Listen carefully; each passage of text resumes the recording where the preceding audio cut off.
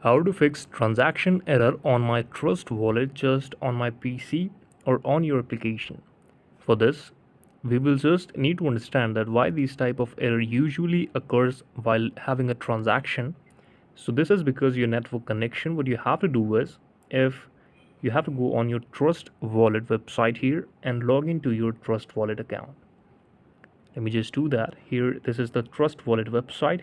I will click on it and then I will simply refresh this website. So let me just do the browser extension and use it. But now what I will do is simply close my browser and check my internet connection that I have a better internet connection connected with my laptop here. Let me just go to my Wi-Fi connection option here and refresh the Wi-Fi.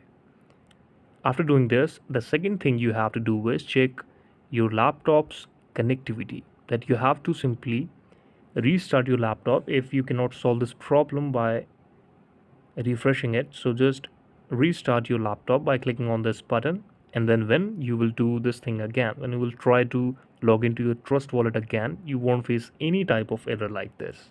This is the video. Thank you so much for watching this, and please subscribe our channel for watching more updates.